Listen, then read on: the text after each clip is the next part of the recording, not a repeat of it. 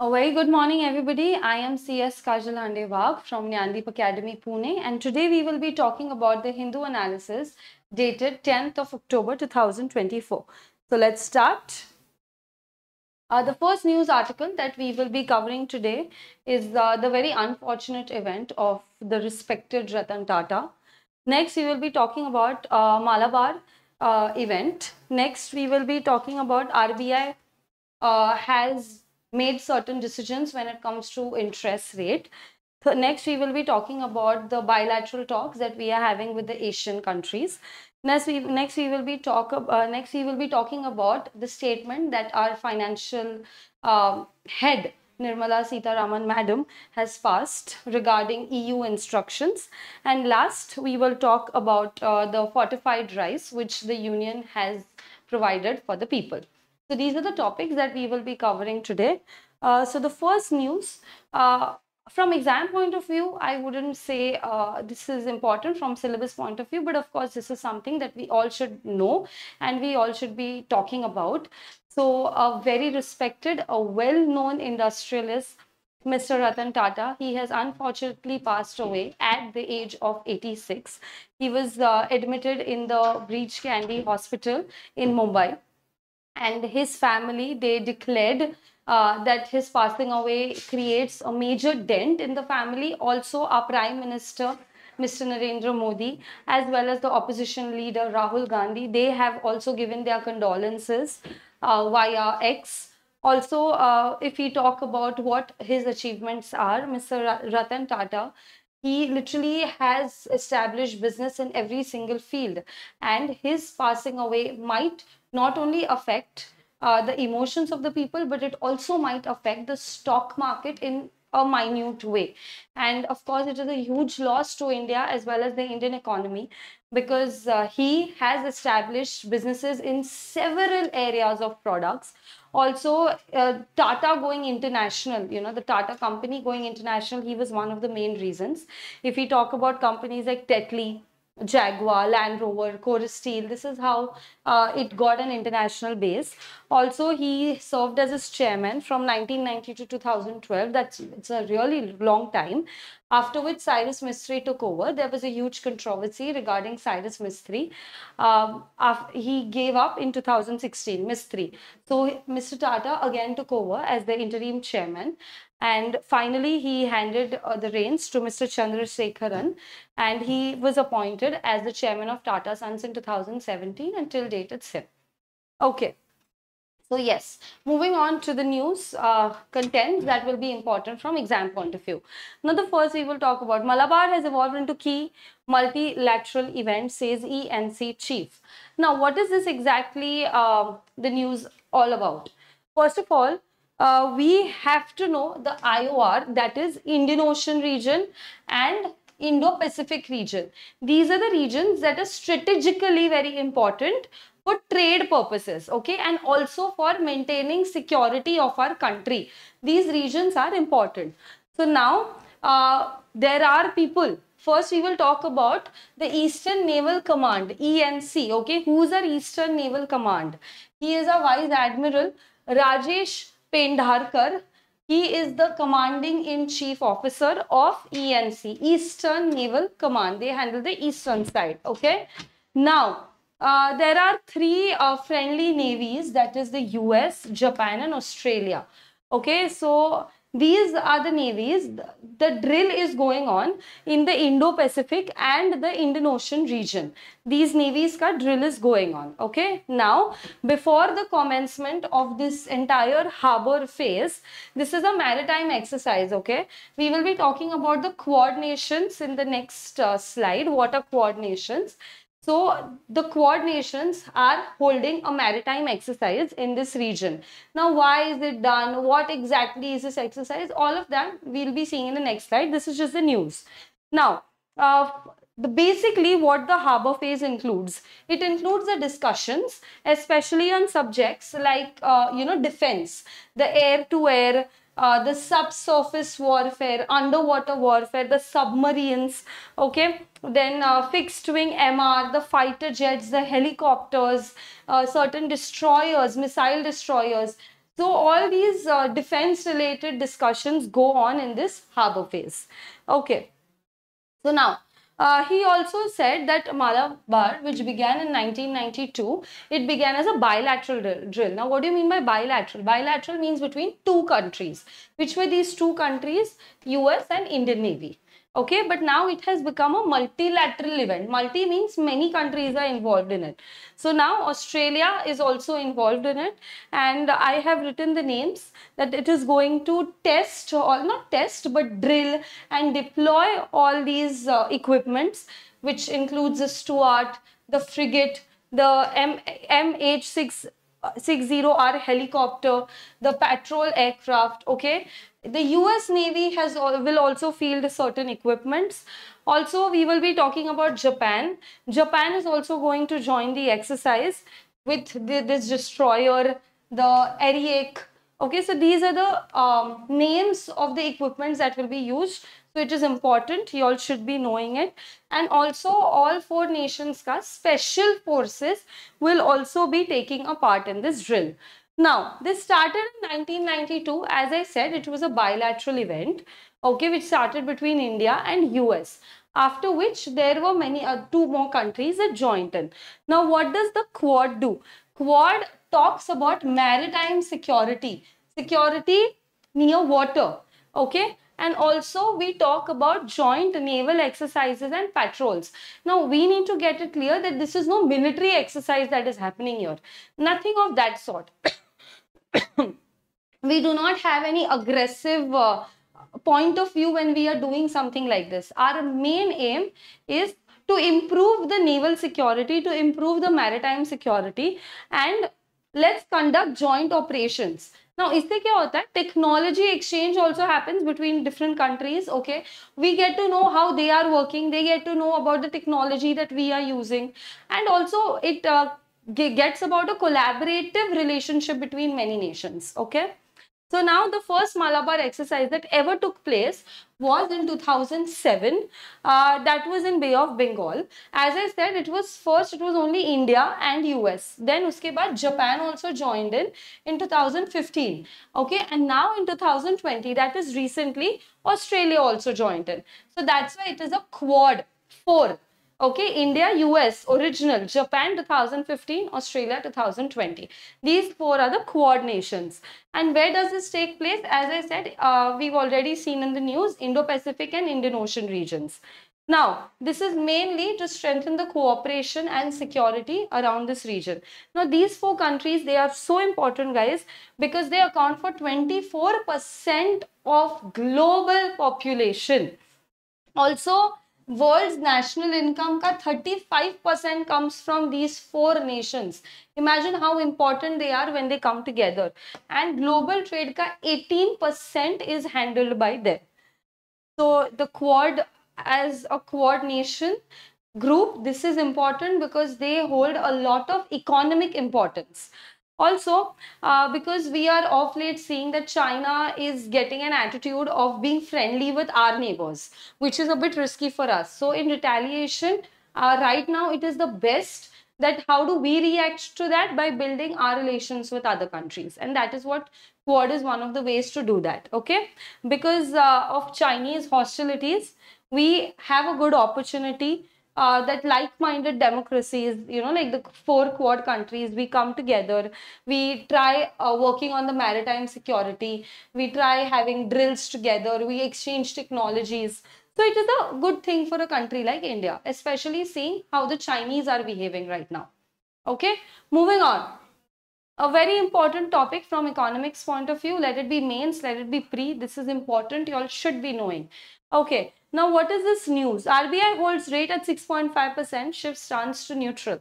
Okay, RBI governor, before we even start about this, I would like to share that RBI governor is a governor who is very well celebrated, Mr. Das, and he is a man with utmost intelligence, because when the entire world is in the gripples of economic hardships, because of many RBI policies, because of the governor, he even recently received the best governor award.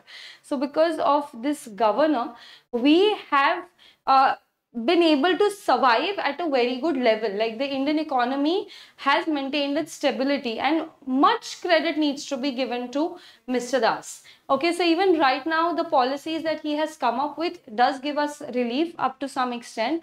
Now, what is this news? The interest rate, RBI interest rate, it has maintained at 6.5%. Since April 2023, they have been reviewing, but they don't feel that there is any need to change it. Also, they said that we are shifting our stance to being neutral now. We are not on either side of cutting the rate down completely or increasing the rate down. We are pretty neutral right now. Okay. Now, it is approved by the Monetary Policy Committee. Now, what is Monetary Policy Committee? We will be seeing in the next slide. It met for 3 days. Starting on 7th October, and it was approved by majority of 5 out of 6 members. So out of the 6 members present in MPC, 5 members approved this 6.5% wala interest rate. Okay. Now they said that we are considering the macroeconomic parameters. Macroeconomic matlab on a broader scale, on an all India scale. They are not looking at the small little things. They are looking at the bigger picture. Okay.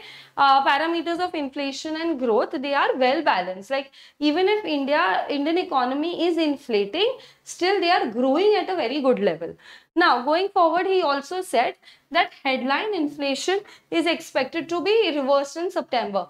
Now, what is headline inflation? What is core inflation? Very important from exam point of view. These are emerging concepts that all students in any competitive exam must be aware of these terms. I will be explaining this in the next slide. Now, also the RBI did not alter its 7.2 GDP growth rate that it had given. Also, it had given a 4.5% average inflation rate. So, they have kept this the same for the year 2024-2025. They haven't altered this because they think that Indian economy is well balanced and we will be around here only. We won't go much below or above our targets. Okay. Now let's talk about headline inflation versus core inflation. Sabse pehle, what is headline inflation? Now guys, headline inflation is something that gets a general price level. Okay, the prices in the economy rise very high. That is inflation. But a slightly inflated economy is always a good economy. It shows positive growth, but a slightly inflated, not too much. Now, what is headline inflation? Now, headline inflation is something that considers volatile and non-volatile category. For example, let's talk about food or let's talk about petrol. If we talk about food and petrol, recently, if I don't know if you all are aware or no, but recently there is a lot of rise in price of lasun, garlic. Okay. Now, when the garlic prices are rising, it is the food price. Petrol prices, we all are aware of.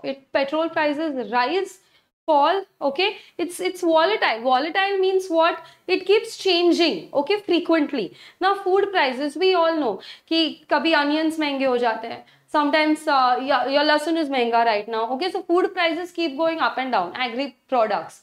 This is something that are extremely volatile. So headline inflation includes these things as well.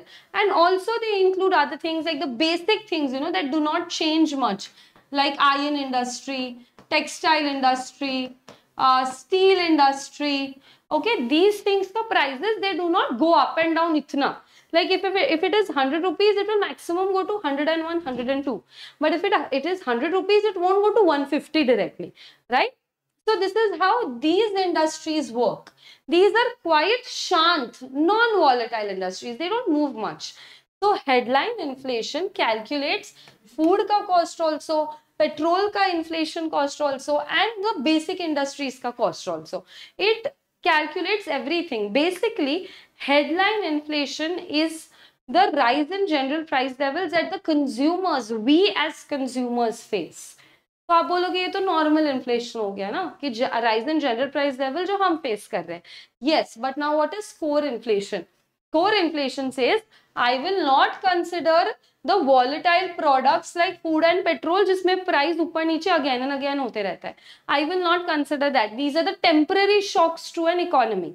So I will not consider that. I will only consider the products or the services or the items that are still have stability in the economy.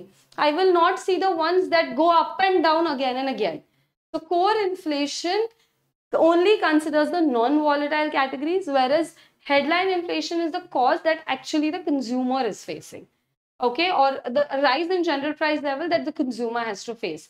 These are the two types of basic inflation. Now, we will talk about MPC. Now, what is MPC? Monetary Policy Committee. It is a committee. Basically, the main work of this committee is talking about the interest rate, the repo rate. So now they've already given that they will have 6 members. Now, who are these 6 members? Guys, the first one is the RBI governor. Second one is the deputy governor. Okay. Third one is the official that is nominated by the RBI board. And the remaining 3 members, they represent your government of India. Okay. So these are the 6 members. The external members, they hold the office for a period of 4 years. And whatever this committee decides, this decision is binding on RBI. The RBI will have to do as the committee says. Okay. Yes, so that was all about headline inflation, core inflation and the MPC. All 3 concepts very important. Next, we will talk about Modi ji to hold bilateral talks with leaders at the Asian-India Summit. Now, our Prime Minister, Honorable Prime Minister Shri Narendra Modi, he visited Laos on Thursday and Friday to attend the 21st, very, very important. Which Asian India Summit is going on right now? 21st, okay? And which East Asia Summit is going right now? 19th. These are 2 different concepts. This is Asian, this is East Asia Summit, okay? So Asian ka kaun sa right now summit is going on 21st and East Asia ka which summit? 19th, okay? You all need to remember these 2 numbers. Now, what are these events are held mainly for the cooperation and development of the areas of the regions, the countries that lie in the East Asian region. Okay. Now, why did this all, the entire summit right now is focused mainly on 2 things. Okay. The first is Myanmar. There are this ethnic armed organizations and they are fighting against the military junta. After which, next is Philippines and China. They are having maritime issues in the South China Sea. So these are the 2 main things that this entire summit right now is focusing on. Because of this Myanmar issue, the connectivity and the supply chains are being disturbed, and Philippines and China, their maritime issues are happening. So it is of course a threat to the security of that particular area. Okay, now he will reach the Laotian capital, that is Vientiane, on Thursday and will hold bilateral, as I said, 2 country talks, okay, with the leaders of the Asian countries. So we will be meeting one-on-one every single leader of all the members of this Asian, not organization, but this entire group. Okay. This will be the first diplomatic engagement by the new Japanese. There is a new... In Japan, the new Prime Minister has been appointed just recently, 10 days back. That is on 1st of October. What is his name? Mr. Ishiba. Okay, he is the new Japanese PM. So of course, for him, it's his first time. And while Mr. Modi stays in Vientiane, he will witness the Lao adaptation of Ramayana. Okay, so yes, they are going to portray our Ramayan in their way. Also, the Indian classic is celebrated as Fra Lak Fra Lam. This is their actual name, which is there. Okay, it is a classic adoption of our Ramayan, and they call it this there. Okay. Now, let's talk about what Asian is. So, Asian, it was established on 8th of August 1967, where in Bangkok. You all need to know the date. It was in Bangkok, 1967, Thailand, with the signing of the Asian Declaration, which is also known as, guys, Bangkok Declaration. Very famous Bangkok Declaration. We need to know. We need to read more on Bangkok Declaration. Okay. And who were the founding countries? It was Indonesia, Malaysia, Philippines, Singapore, Thailand. These were the founding countries of this particular group. Now, why was this group made? To promote stability, economic growth across these nations. If you see, these nations are not really big. They're like small little nations who've come together for their growth, for their economic stability. And it also, the chairman, there is no one specific chairman that has been appointed. It keeps on rotating based on the alphabetical order. Okay. Now, it brings together 10 Southeast Asian states, that is Brunei, Cambodia, Indonesia, Laos, Malaysia, Myanmar, Philippines, Singapore, Thailand, Vietnam. Now into one organization. So these are 10 small, no, I wouldn't call them small, but economically if we talk about it, they are a group of people who need attention, people who need growth, people who need stability coming together for their own development. Okay. Now it began if we talk about India, we began as in 1992, we began as like a dialogue partner, a sectoral dialogue partner, and later in 1995, we became a full-fledged dialogue partner. Okay, now let's talk about East Asia Summit, 19th East Asia Summit happening right now. Now what is this? This was established in 2005. Now what is the meaning of East Asia and why did this get established? Now it is established by ASEAN only. It is ASEAN ka initiative. ASEAN ka full form I've written here. Association of Southeast Asian Nations. As I said, why is this ASEAN into the picture? Mainly for the development of the Southeast. It has taken an initiative कि चलो हम अभी East Asia Summit लेने लगते हैं. Now what is East Asia Summit? It is an organization or a forum that brings together all the partners. Why? To discuss about the economic, political, other cultural stability in the Southeast Asian region. And of course, this dominates the Indo-Pacific area. Okay. Now, this idea, it was given in 1991. By whom was it given? It was given by the Malaysian leader. Okay. And his name was Mr. Mohammed. Also, it comprises of 18 members. The East Asia Summit. Now, who are these 18 members? First of all, 10 Asian countries, which we saw in the first slide, they are part of the Asian part, Southeast Asia. Also, we have more 8 dialogue partners. I already specified in 1995, we became a full-fledged dialogue partner. Okay. So, we are in the 8 dialogue partners wala category. Now, who all are there? Australia, China, India, Japan, New Zealand, Korea, Russia and US. So the important countries, if you see, are as the dialogue partners, and these countries are mainly for the development of these 10 Asian countries. So East Asia has 18 total, 10 Asian and 8 dialogue partners. Now these dialogue partners, you just compare these two, you would see these dialogue partners are going to be more as a facilitator, as a helper for the development of Asian countries, and also it will improve our relationships with them. Okay. So yes, the main aim is to bring about stability and development in Southeast Asian region. Okay. Now let's talk about the European Union CBAM, deforestation norms, unilateral, arbitrary. Our financial minister Nirmala Sitharaman has just made a statement, and she is not really happy when the European Union has taken certain initiatives like CBAM. Now what is this? Carbon Border Adjustment Mechanism. We will be talking about this in the next slide. she says that, these are very arbitrary measures, these are very partial measures, and for countries like India who are on a developing mode right now, it is something that is not fair, and we will have to face such many challenges which are really unpredictable if this gets implemented as per EU rules in India. So she's not really happy with that. She also says our net zero commitments, it will be very difficult for us to cope to that then. Okay. Now let's talk about what is exactly CBAM. So it is a carbon border adjustment mechanism. It is a new policy that has been set by EU. Okay, and we will be starting this very soon, that is 2026.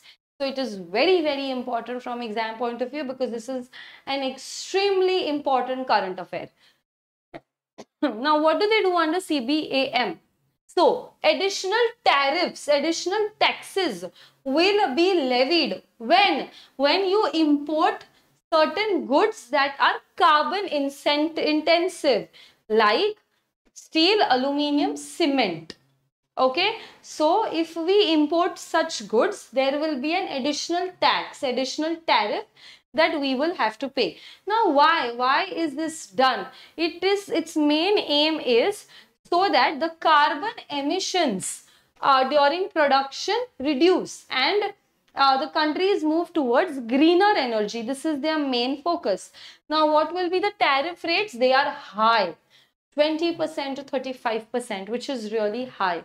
So as I said, the main aim is decarbonization, and by doing this, the greener production, green energy, cleaner energy, the countries will move towards that, and we will be at par with the EU standards. That's what the EU wants.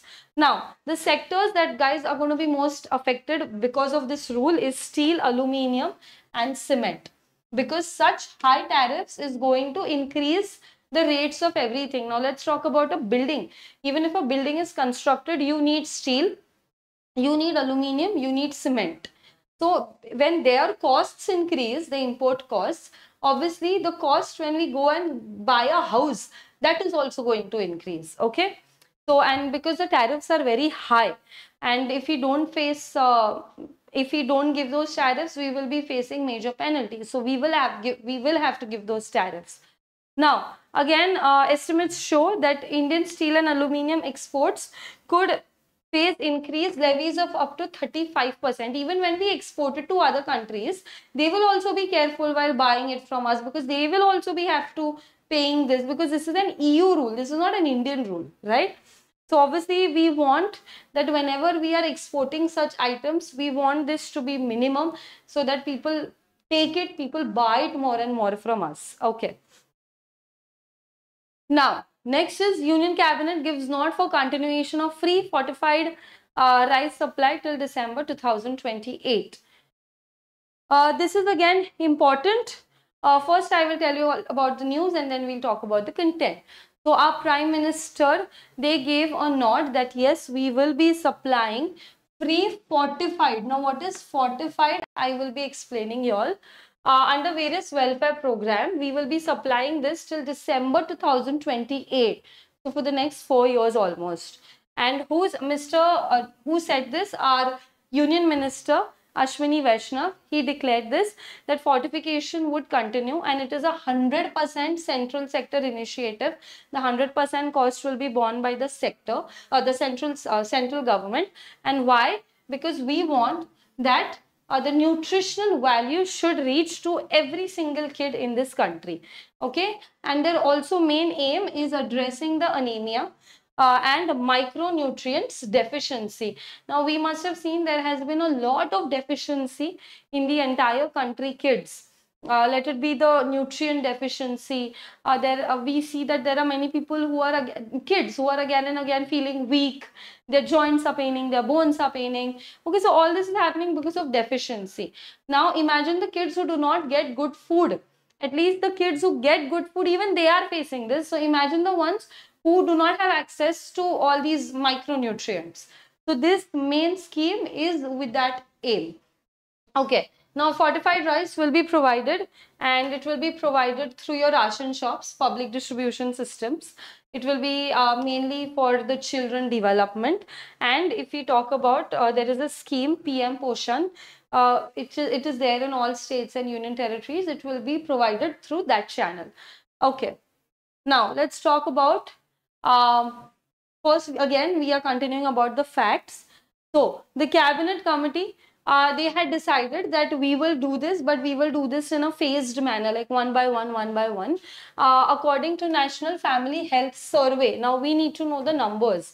Anemia is a widespread issue. It is a huge issue, especially between children and women, and even men in India across the age group and income levels. Now, let it be any age group, let it be any income level, this is an issue. Also, there is a lot of iron deficiency, vitamin deficiency, especially B12. Then there is folic acid deficiency. So it impacts the overall health and productivity of the population. Obviously, if somebody is sick, if somebody is weak, they are not going to be able to go and work. Now, if they are not working, they will be counted in unemployment or underemployment, which is obviously a negative thing for an economy, right? So even if you think from an economic perspective, the healthier the population, the more income they are going to get. More income, more national income, more GDP growth, better standing in the international countries ka list, okay? So this is all interlinked. Now, also if we talk about vitamin B12, even if you talk to your friend or talk to your family member, trust me, you will find out of 5 people, 3 of them are B12 deficiency. Okay, so normal people like us. So imagine the people who get food maybe once in a day or once in 2 days. So imagine the amount of deficiency they are facing. So this scheme is extremely important, or the declaration that the center has given. Now, rice is something which obviously all Indians, as we all know, it is a staple food, main food, and 65% of the population, we feel rice is like the main khana. Without rice, the food is not complete, okay? 65% people think that. Now, what is rice fortification? We will see this in the next slide. Rice fortification is nothing, but we add the necessary vitamins and the necessary iron, folic acid to basic normal rice, okay? See, and this is the ratio, 1:100. For example, if we are mixing 1 kg of these nutrients with 100 kg of normal rice. Now, when we mix this, so this rice becomes fortified rice, okay? Now, it is very much similar to traditional rice, like let it be the smell, taste, or even how it looks. It is just very much similar. And this process is also easy. It's not a very difficult process. It is done at the time of milling of rice. Now, fortification, is it cost effective? Yes, it is absolutely cost effective. And by this, the nutrients can be provided to many Indian families and to, especially to people who are marginalized, who do not have access to all these things, okay? So yes, the main aim, as I said, there is a deficiency in minerals, there is a deficiency in vitamins. We need to increase that, and we need to provide a nutritional security to everyone. Now, what is anemia? This is the last topic for the day. It is a problem when your body is not a very healthy way reacting, because it is most of the times tired, or when we feel weak. There is a shortness of breath frequently, heartbeats go irregular, sometimes there is chest pain, the hands and the feet, they turn cold. So all this is nothing but they are like symptoms of anemia. Now, what is this problem? Not having enough healthy RBCs or hemoglobin, a word which you must have heard, ki hemoglobin ki kami hai. Okay, so this is nothing but anemia. And when there is less hemoglobin, the oxygen to various body parts is not carried, okay, when there is less of blood. So that is a problem. Now, how can they be prevented? Just by eating a healthy diet. Now, there are people who can afford it, that they take supplements also. Supplements, matlab they take tablets, iron tablets, omega-3 tablets, folic acid tablets, multivitamin tablets. People do take that. But basically, even if you want to maintain this at a normal level, the best way is a healthy diet, okay? And mainly, which includes vitamin B12, C, and folic acid. So these are the main things that should be included in our diet. if these are included, it is sufficient. Supplements are also not important, and not everybody can afford it. So this is what the center is saying, that by making rice fortified, we can provide it to every single household. Okay, so yes, that's it. This was all about today. I will see you tomorrow for tomorrow's Hindu newspaper analysis. If any doubts, please reach us throughout in our comment section. Thank you so much.